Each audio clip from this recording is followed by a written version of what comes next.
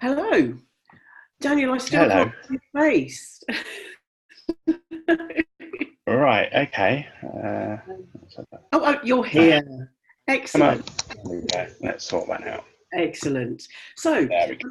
hello everybody. We've had a little bit of a problem with connection today, but can I introduce? It's Lindsay from UKHC. Today I'm with Daniel Browne. Daniel is a hypnotherapist and he specialises in anxiety and confidence issues. But he has a particular interest in supporting LGBT plus people. And Daniel's work with this has led to numerous award wins, and being named by the newspaper The Independent on Sunday as one of the most influential LGBT plus people in the UK. That's some accolade, Daniel. His presentation is entitled, unsurprisingly, Running an LGBT plus Affirmative Practice. Daniel, welcome. Can you tell us a little bit more about yourself and what we can expect from your presentation? Yeah. Hello. First of all, thanks for having me and allow me to do this presentation at the UK Hypnosis Convention.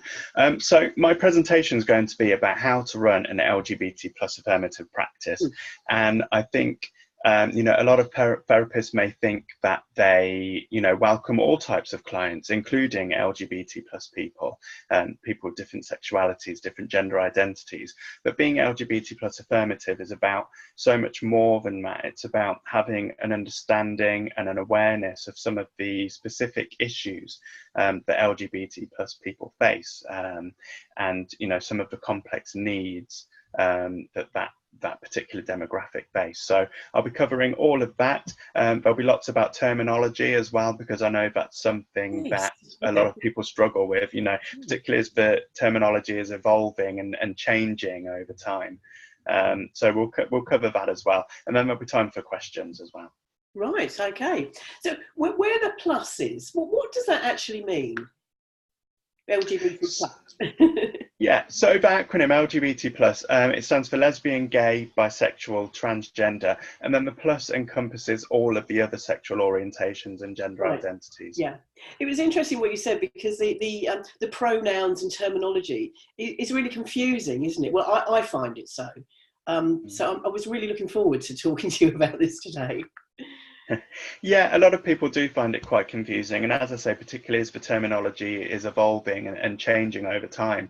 And I've been in this game for a number of years, and even I have to really make sure I'm on it and catching up with all the new terminology, and Yeah, it's because even sometimes it catches me out. So yeah. yeah, it's something that a lot of people tell me that they want to learn more about and know about, so that they don't offend, so that they're using the correct words, the correct pronouns. So we'll cover all of that. Yeah, excellent. Because do you find, I mean, when you talk to other hypnotherapists or people in working in this industry, that they are a little bit worried about working with this group of people, or see a completely different group of people when in fact the people? Yeah, LGBT plus people, we're just like everybody else. We haven't got two heads, we have, and all of that. We're just like everyone else. But of course, there are some specific issues and needs that relate to that community, such as, hate crime and discrimination that's still quite Yes. prevalent, and the issues that causes. But then also coming out, learning how to be themselves, be who they are. There's so much around that. Yeah. How long have you been working with this group? Oh, for about 10 years now. Yeah, 10 Oh, years yeah. or so. So quite a while. Yes, yeah. And you also work with your local area Pride. Is that correct? Is that? Yeah, that's correct. So Warwickshire Pride. So I founded the charity back in 2011 now it was, so quite a while Wow. ago. Yeah. And yeah, in 2013 we had our first Pride Festival, but we run a range of support services across Warwickshire throughout the year as well. And also I deliver LGBT awareness training to community organisations, to councils, to businesses, but also to the police and the NHS. Oh, excellent. So it's really becoming something that we should know about, and we can. Well, we have an expert now to help us with.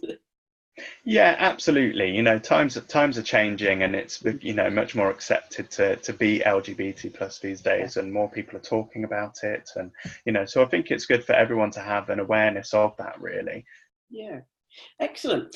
So I seem to have misplaced my schedule, but you are on the schedule. Can you remember what day you were speaking? I think it's Saturday, isn't it? It is for Sunday Oh, morning at, I think it's 10:45 yes. in the Richmond room. In the Richmond room, yes. Yeah, Yeah. really nice room. So, thank you so much for telling us all about this. And you're around for most of the conference, the convention as well, aren't you? You're there all 3 days. Yeah, I'm going to be there for all 3-4 days. Yeah. So now everybody knows your face. They can come and have a chat with you, and really looking forward to your talk.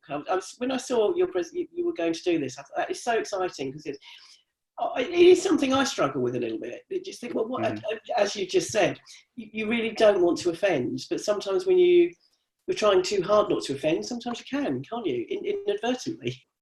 Yeah, absolutely. And, a lot of people say that. And I think, one thing that I want to make clear about my presentation is that, it's going to be very open, very interactive. And I don't want anyone participating to worry about saying the wrong thing, because you're not going to offend me. Ultimately, I'm there to help, and everyone's there to learn. Fantastic. So, thank you so much for talking to us today, and we'll look forward to seeing you in, I think it's about 48 days' time, not long now. Not long to go. Not long to go. Thank you so much, Daniel. Thank you.